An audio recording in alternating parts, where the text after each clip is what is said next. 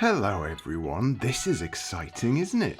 Oh, it's not. Well, that might be because you haven't watched the first video yet. Let me explain.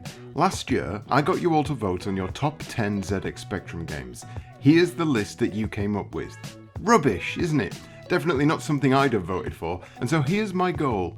I'm going to attempt to make a better top 10, but only using the games you didn't put into your list. This is going to be personal to me, but it's also just going to be better, and you're all going to feel very foolish.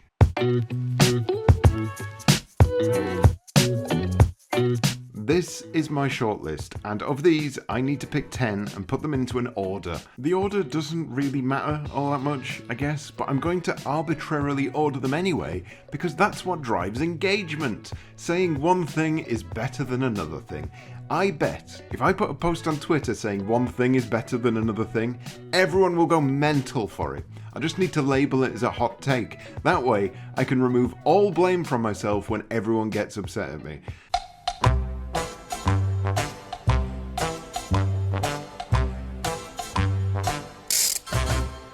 Social media is a piece of piss. I am the puppet master. Dance for me, minions, dance for me. Anyway, enough stalling. It's time for my top 10 hot takes. I'm going to drive so much engagement out of you right now, you won't even know what hit you. In at number 10, it is...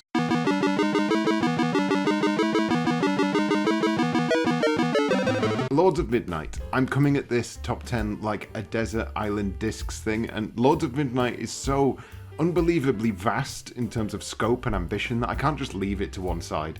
It's a game that baffled me as a child, it's a game that continues to baffle me as an adult, but even though I spend most of my time saying, what am I doing? Who are these people? Where am I? It still impresses me to this day.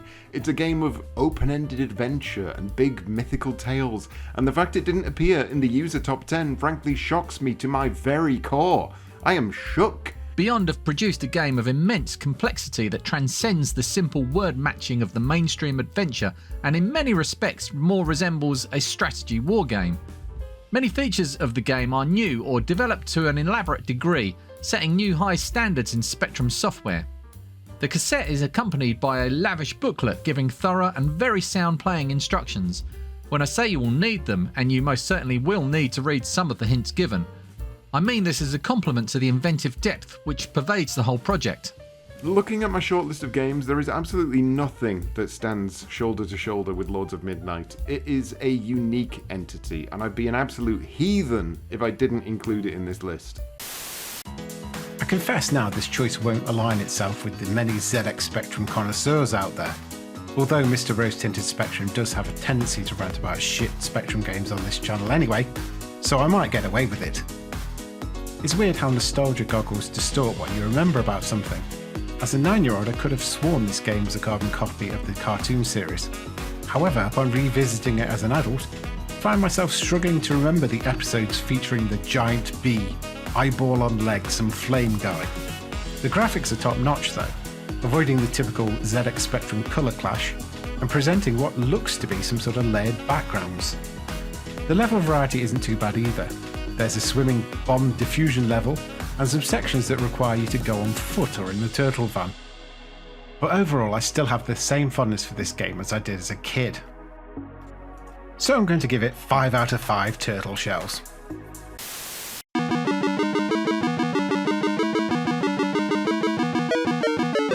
This is a very personal one for me, and you're all probably going to go absolutely batshit because you either haven't heard of it, haven't played it, or you have heard about it and you have played it and you think I'm still being mental.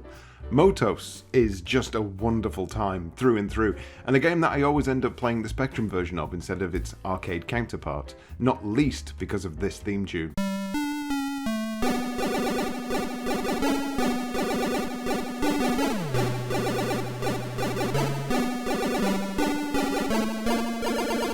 The goal here is to bump enemies off a space grid using power-ups along the way to make your bumper car heavier or to jump.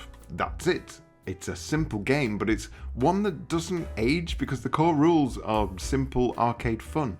Motos is forever. What a colourful and well-presented game Motos is! The mono colour choice is useful, and the 1 to 8 tunes enhance the game even more. Some of the aliens on higher levels are fantastic, though difficult to destroy. The only thing wrong with Motos is the way it slows down when more aliens arrive on the screen. Motos should appeal to anyone with a sense of pure fun. If you're someone who hasn't yet played Motos, as it is a relatively obscure one, I highly recommend you check it out. Whether you go the Spectrum route or the original arcade version, it doesn't particularly matter. But don't choose the arcade version because it matters.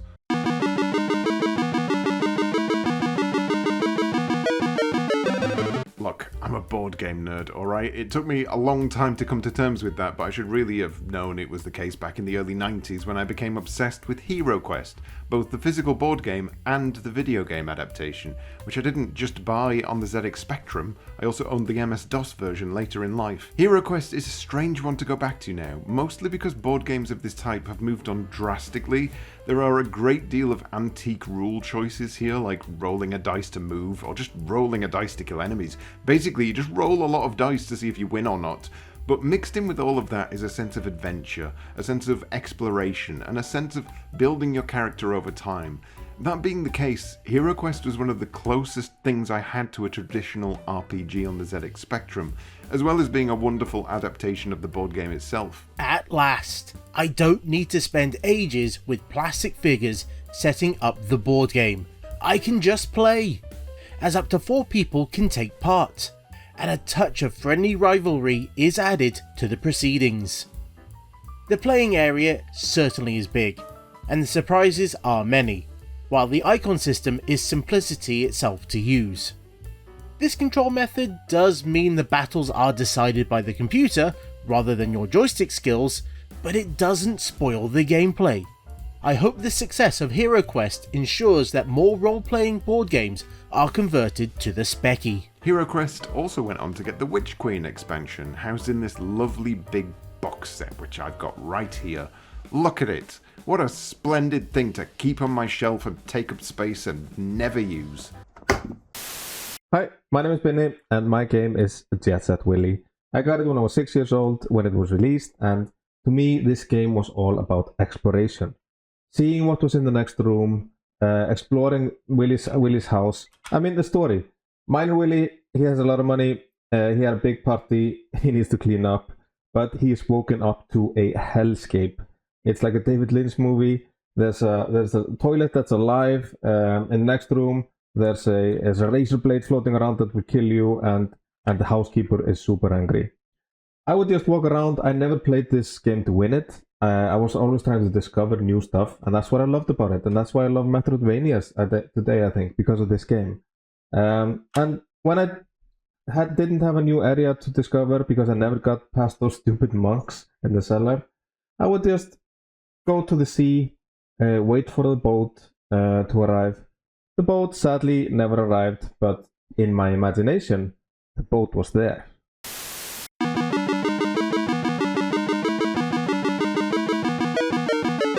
Why were there no Dizzy games in your top 10 list? What is wrong with you all?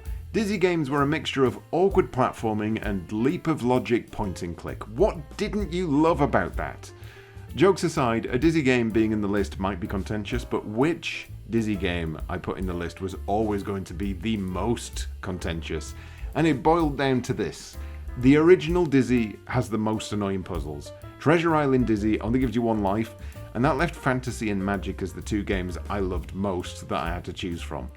If I'm honest, I've got more nostalgia for Fantasy, but if I'm being really honest with myself, Magic is just the better game. It's the least frustrating while also packing in the standard Dizzy formula that everyone, without question, enjoys. This game is truly enchanting. Every Dizzy game has been loads of fun to play, and Magicland carries on the tradition. The puzzles will have you flummoxed from the word go, but that's half the fun of playing a Dizzy adventure. If you stick at it, you'll eventually solve one, which will lead you on to the next. This, the 4th Dizzy game, has got to be one of the best so far, an essential purchase for every Spectrum owner. It's magic. Even more truthfully, if I wasn't trying to win this top 10 battle, I'd probably have also put fantasy in the top 10 as well. But I know you'd all go absolutely mental at me, so fine, we'll do things your way.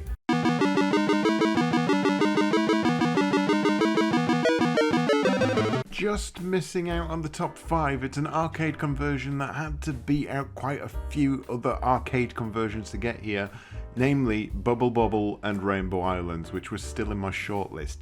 Now, both of those games are great. Rainbow Islands in particular is technically superior in every way, but there's one reason and one reason only that Bomb Jack is here: gameplay. Bomb Jack is incredibly simplistic with a great difficulty curve and a risk-reward mechanic that absolutely has you pushing yourself into horrible situations just to try and get a better score. And while the arcade version is superior, the fact the ZX Spectrum version managed to feel so similar was all I needed as a kid. This is absolutely fantastic. It's so playable. All the features of the original arcade game have been crammed in, including the secret bonuses, aliens, different screen layouts. Incredible! I found myself playing it for hours and hours, and even after a good long session I kept sneaking back for another go. If you want a truly superlative arcade game which offers unbelievable addiction, then go out and buy it now. If you miss it, then you're missing something special. Just as playable today as it was on release. It's dawn. The winter solstice. Can you defend the lands of Midnight from evil Doomdark? Of course you can. Best game on the ZX Spectrum. Lords of Midnight, 48k. 32,000 3D drawn landscape. Recruit characters like the Utag of Utag. You don't get that in Hungry Bloody Horace. Vote Midnight.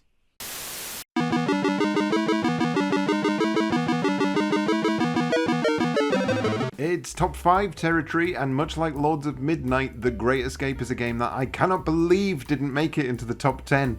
A prisoner of war simulator in which you have to escape the Nazis via subterfuge, sneaking and shit. I've been locked in a Nazi prison again. The game is a world, a small world, but a world nonetheless, one with timing and schedule, where characters go about their business and you're expected to fall in line with everyone else or risk being caught out. It was the first time I ever played a game and felt as though there was a real intelligence behind it, quaint though it may seem now.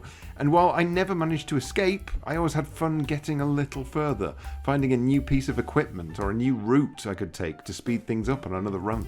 The Great Escape is possibly the best game in this vein that I have ever played. To get wholly engrossed in the game and its plot, all you have to do is read the instructions and watch your character wander around the camp doing his daily chores. By the time you understand how the game works, there is no way you can possibly leave it alone. The graphics are superb, the characters are excellently animated, and the playing area scrolls well and is expertly detailed. I loved The Great Escape, and I'm sure you will too if you give it the chance. And that's why it's at number 5 in my list, and you're all wrong for not putting it in yours.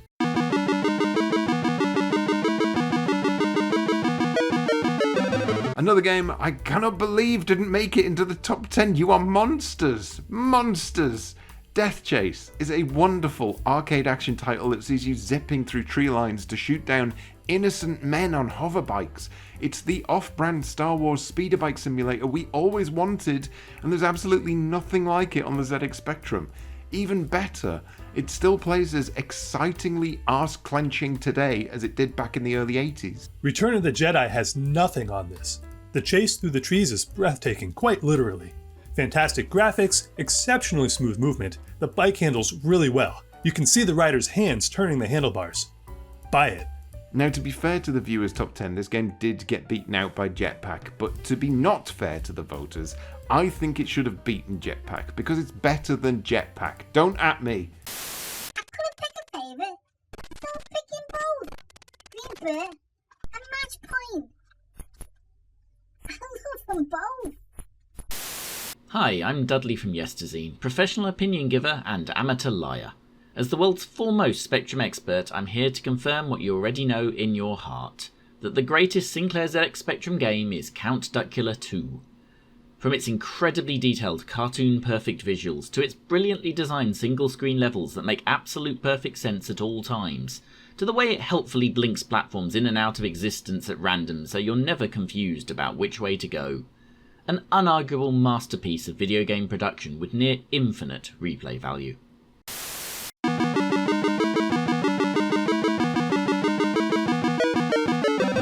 Not one single Julian Gollop game? Are you mad?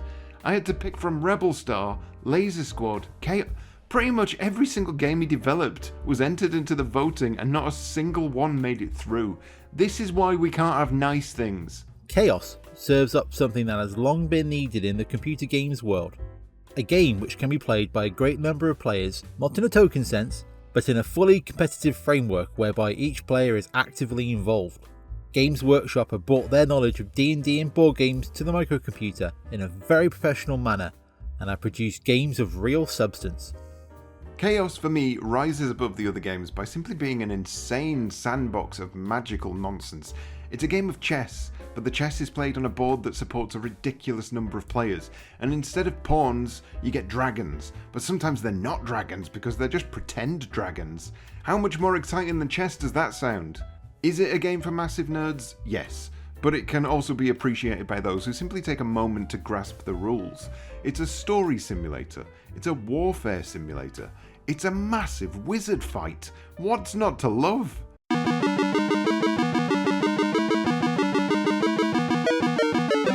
Was this Grand Theft Auto before Grand Theft Auto? Well, you don't actually steal any cars, so probably not, but I'm going to say definitely yes.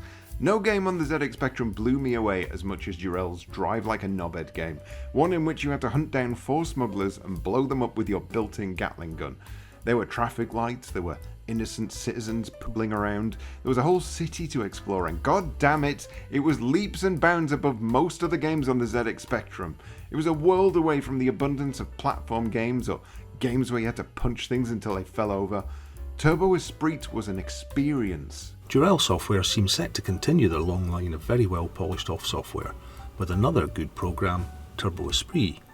Turbo Esprit is a very easy game to get into because of the simple plot, and I was soon very addicted. As in all Jarell games, the graphics are very sharp and yet very detailed due to the limited colour in parts. Again, we have a few 2-channel simulated tunes at the important points of the game. Turbo Esprit gives you a good feel of what it's like to manoeuvre a sports car around the streets of cities and lets you try your hand at 3-point turns up one-way streets, which I can assure you gives exciting driving. This is a superb game for all shoot 'em up and car freaks. Truly one of the Spectrum's best games ever made, but there's still the top slot to go. So, there's only one game that I'll call my favourite Spectrum game, Gauntlet II. For ZX Spectrum games, it's as close to the real game as you can get. It has a lovely rendition of the Gauntlet II theme and uses high-res graphics whilst trying carefully to avoid the colour cell limits. The movement in the game isn't nearly as jerky as it could have been, and the gameplay remains fairly faithful to the original arcade game, and whilst I could comment about the lack of a background soundtrack, well, first of all, it's a Spectrum game, and second of all, not even the arcade version had a soundtrack, so in that sense you could argue it's trying to be accurate. In fact, the only 2 notable games that included one were Gauntlet for the NES and the Mega Drive, or the Genesis if you're so inclined. So Gauntlet 2 for the Spectrum gets my arcade conversion approval.